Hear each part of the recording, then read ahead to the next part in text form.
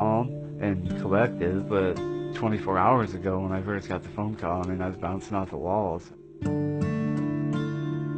For Andy Sandness, this is the life-transforming event he's dreamed of for years. And for years, a diverse, multidisciplinary team of medical specialists has immersed itself in exhaustive transplant research and preparation to make it possible. A face transplantation is a combination of so many other procedures that we do, including eyelid surgery, jaw surgery, facial nerve surgery.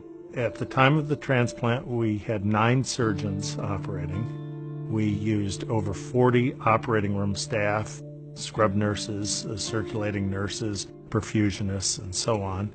It's extremely exciting, and even before we listed our first patient, it was really a very growing experience to see so many different disciplines come together.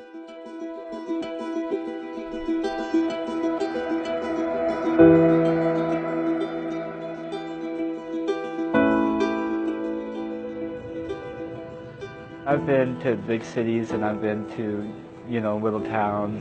It just draws you back in here. This is always home for me. The goal is to help people like Andy, a 32-year-old oil field worker from Wyoming whose severe injuries required more than conventional plastic surgery and reconstruction. Andy's struggle actually began as a battle with depression and a regrettable attempt to take his own life with a high-powered rifle.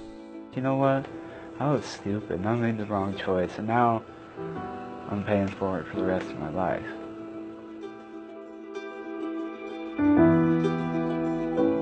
10 years after that fateful act, however, Andy was given a rare opportunity.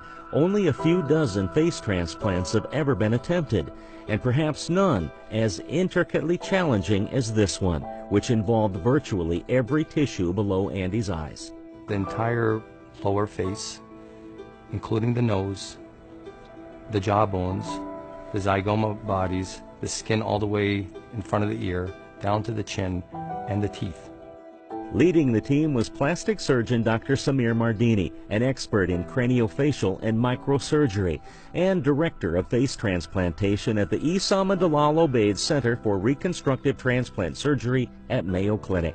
He describes the operation as a series of highly complex, interconnected procedures. Among the most critical, meticulously mapping and preserving vital facial nerves on both Andy and the donor. Because we're bringing in all the functions of mouth closure, smiling, lower lid depression. Dr. Mardini says there were literally thousands of such steps to coordinate. A collaboration with medical modeling engineers contributed greatly to both the planning and the execution.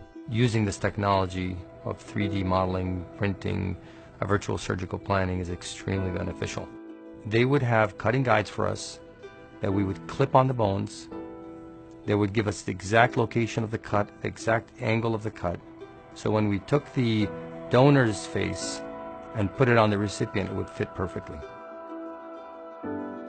Meanwhile, other transplant patients also had a stake in the priceless gifts being provided by the donor of the face. The donor is a solid organ donor, and you don't want to do something that compromises the ability to obtain liver, kidney, heart, lung.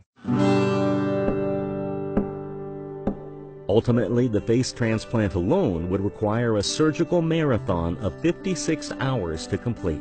Okay, just here, you take the mirror. After 3 weeks of healing, Andy was given his first glimpse in a mirror.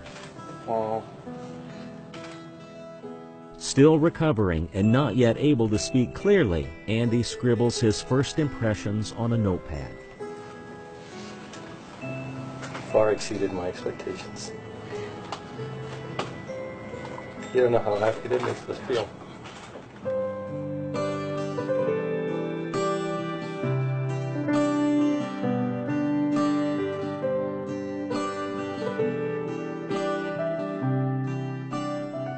Birch bark.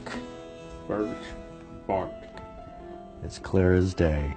Ultimately, success will depend on more than just the steady hand of surgeons. I boiled the peas. I boiled the peas.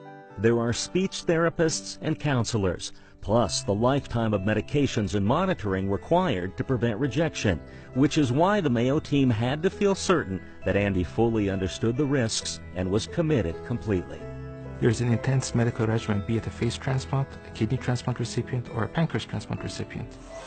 Wanting the most natural look possible for Andy, after several months of healing, Dr. Mardini performed an additional surgery to refine his appearance, speed up the regeneration of sensory nerves to his cheeks, and improve his tongue function.